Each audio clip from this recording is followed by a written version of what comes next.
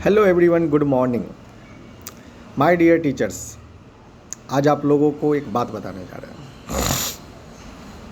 आप लोगों ने देखा होगा कि कंकड़बाग का एक क्लास 10th का ट्यूशन आया है 2 दिन पहले, जिस पे हमारे हजारों टीचर, अगर सभी को ऐड कर दिया जाए, नए पुराने जो भी शिक्षक क्वेरी डाले हैं, हजारों के संख्या में आपको टीचर की क्वेरी है।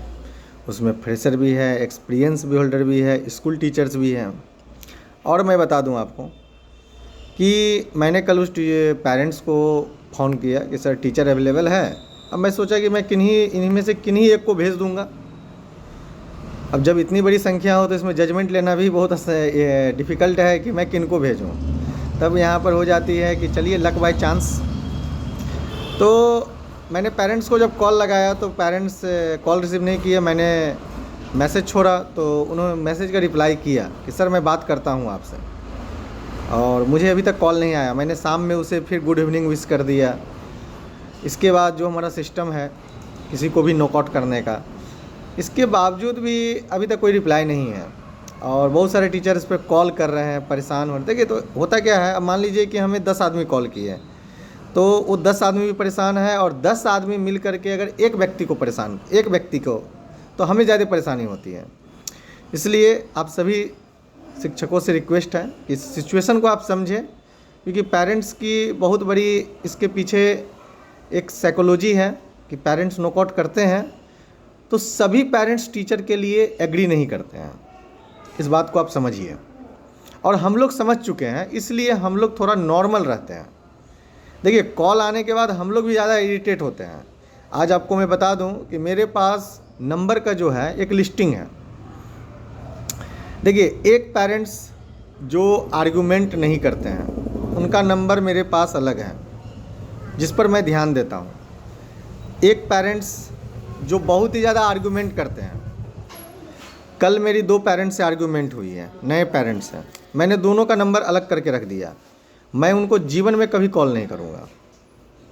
क्यों ऐसा? इसलिए क्योंकि वो उनका एक अजीब तरह का प्रॉब्लम है, ठीक है, और जिस प्रॉब्लम का सॉल्यूशन जो है मैं उनको बता रहा हूँ तो हमसे सॉल्यूशन ले नहीं रहे हैं, या हमारी बात को मान नहीं रहे हैं। और जब वो अपनी कहानियाँ रट रहे हैं तो अब वो मान नहीं रहे हैं, तो उनसे मुझे दूर रहने में ही फ़ायदा है, क्योंकि उनके साथ मेरा बिजनेस कभी नहीं होगा।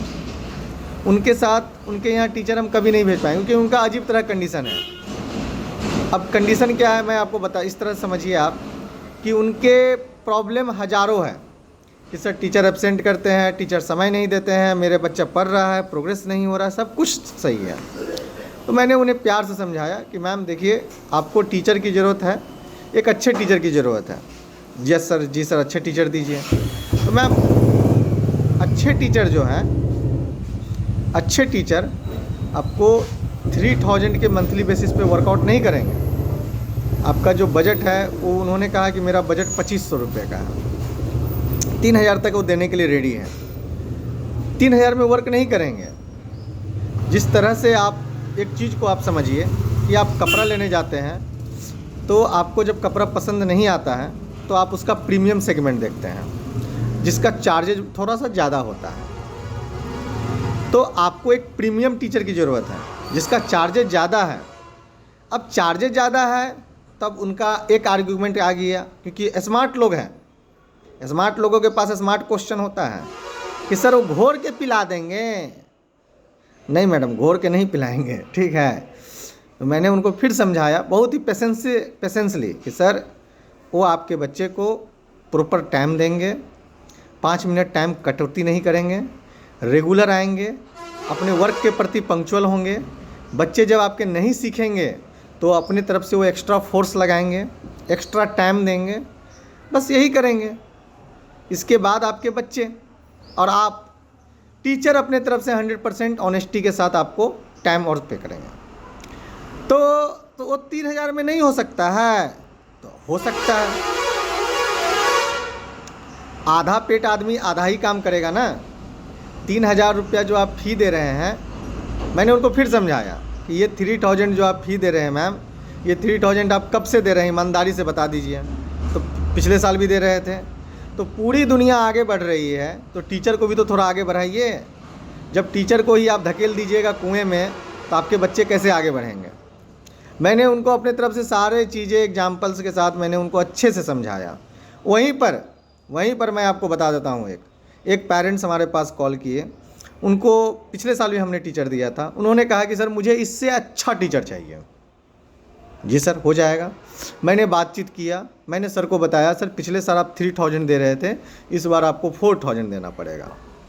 तो उन्होंने थोड़ा सा हिचकिचाया, फिर बोले कि सर क्या क्या। हम बोले सर देखिए ये सब चीज़ें आपको बदल जाएगी।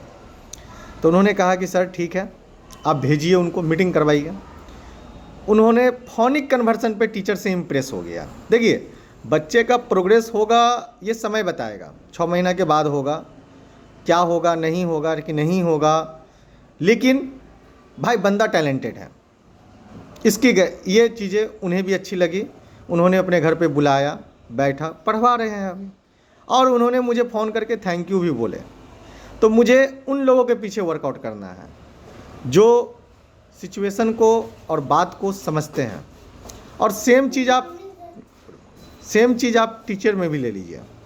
जो टीचर ज़्यादा बहस करते हैं, मैं उनका नंबर अलग कर देता हूँ, और मैं कोशिश करता हूँ कि मैं उनसे बात ही नहीं करूँ। क्योंकि भैया बहस करने से काम नहीं चलेगा। काम चलेगा कब, जब आपका काम करेंगे और आप पेमेंट करेंगे तभी। कुछ लोगों का बहस टीचर लाइन में भी, ये देखिए प्रॉब्लम दोनों साइड से है। टीचर्स के साथ भी प्रॉब्लम क्या है, कुछ टीचर अपने आप को शो ऑफ ज़्यादा करते हैं कि सर हम बहुत बेहतरीन पढ़ाते हैं, सो आप हम ही को दीजिए। भैया अब वहाँ पर हमें भेजना है राम को, और मोहन जी हमको ज़्यादा परेशान कर रहे हैं, तो राम जी को ही ना भेज पाएंगे सर। श्याम को भेजना है और सुरेश जी परेशान कर रहे हैं, तो श्याम जी ही ना जाएंगे सर। क्यों ऐसा? इसलिए कि देखिए यहाँ पर 2-3 फैक्टर वर्क करता है। मैं आपको बता दे रहा हूँ इसलिए, ताकि आप अपना समय बर्बाद ना करें हमारे साथ। यहाँ पर सबसे पहला फैक्टर वर्क करता है कि आप कैसे हैं, आपके अंदर क्या क्वालिटी है, वो व्यक्ति आपको कितना ज़्यादा समझ पाएंगे, उनकी पेरेंट्स की रिक्वायरमेंट क्या क्या है। सबसे बड़ी चीज़ होती है रिक्वायरमेंट। देखिए अभी एक टीचर हैं, पढ़ाने में वाकई बहुत अच्छे हैं, नॉलेज वाइज भी बहुत अच्छे हैं, लेकिन वो थोड़े हाई टेम्पर के हैं। हाई टेम्पर समझते हैं ना, जल्दी मतलब पेशेंस नहीं है। मैंने उनको करीब आज तक मैंने उनको करीब 7-8 घर में भेजा है। वहाँ पर 2 पेरेंट्स उसको 2 महीना झेले हैं, क्योंकि वो बंदा शो ऑफ ज़्यादा करता है। देखिए आज के डेट में क्वालिटी किसी के पास हो या ना हो, बंदा आज के डेट में रियलिटी सब जानता है। क्योंकि हाथों हाथ जो मोबाइल होने से क्या हुआ कि ज्ञान जो है, बहुत लोग ज्ञान बांट रहे हैं मोबाइल पर, भिन्न भिन्न तरह तरह के रील बनाकर, तरह तरह के वीडियो बना करके, उनके माध्यम से उनको ज्ञान मिल रहा है। दुनिया की सच्चाइयाँ उन्हें मालूम चल रही है, वो आपके झांसे में नहीं आएंगे। अगर आप रियलिटी भी होंगे ना, तो आपके झांसे में वो नहीं आ पाएंगे। हर कोई बोलता है कि हम अच्छा पढ़ाते हैं, हम अच्छा करते हैं, तो इस बात को आप समझिए। तो सबसे पहले आपको समझना है कि अच्छे लोगों के साथ जुड़ना है। तो अच्छे लोगों के साथ जुड़ कर ही आप अच्छा काम कर सकते हैं और अपना समय बचा सकते हैं, क्योंकि समय बहुत कम है। 10 पेरेंट्स का ट्यूशन लाइनअप करने में पूरा समय बीत जाता है, आप इतना ही समझिए, और 10 कॉल परे रह जाते हैं। 10 पेरेंट्स इसलिए छूट रहे हैं ताकि हम उनसे बात नहीं कर पा रहे, ये रियलिटी है। तो my dear teachers, please cooperate each other. और मैंने सारे सिस्टम्स को अच्छे से बना दिया है। आप लोग पेशेंसफुली हमारे साथ जुड़िए, और आप अपने अंदर अपने आप को अपग्रेड कीजिए। आप भी चाहते हैं अपना डिमांड बढ़ाना, तो देखिए अब यहाँ पर आपको एक चीज़ और बता देते हैं कि पेमेंट कौन से पेरेंट्स करेंगे। ये बहुत बड़ा सवाल है कि सर अच्छा ट्यूशन हमें दीजिए, अच्छा पेमेंट वाला ट्यूशन दीजिए। तो अच्छा पेमेंट और अच्छा ट्यूशन, 2 चीज़ें यहाँ पर डिपेंड करती हैं। एक तो आपको बनाना पड़ेगा अपने क्वालिटी के दम पर, अपने व्यवहार के दम पर। ये आपको कोई कंसल्टेंट आपको नहीं दे सकता है। सेकेंड थिंग्स, पेरेंट्स के बच्चे बहुत ही ज़्यादा पढ़ने में तेज़ हैं और उसको जनरल टीचर हैंडल नहीं कर पा रहे हैं, तो ही पेरेंट्स अच्छा पेमेंट आपको करेंगे। अगर पेरेंट्स के बच्चे नहीं पढ़ रहे हैं, तो बहुत से पेरेंट्स आज के डेट में ऐसे भी हैं जो अपने बच्चे के साथ एक फॉर्मेलिटी कि भाई पढ़ाना तो पड़ेगा ही, नहीं तो क्या करेगा वो, अपनी भी एक स्टेटस है समाज में। तो उसके लिए वो इंगेज करके रखते हैं। तो इंगेज करने के लिए आपको अगर वो 2000 रुपया दे रहे हैं, बहुत ज़्यादा दे रहे हैं, तो आप उससे वो कम मत समझिए, क्योंकि उनका वो भी इस बात को जान रहे हैं अच्छे से कि वो भी पैसा मेरा पानी में जा रहा है। बाकी बहुत सारी बातें हैं, मिलते हैं फिर अगले वीडियो में, तब तक के लिए धन्यवाद।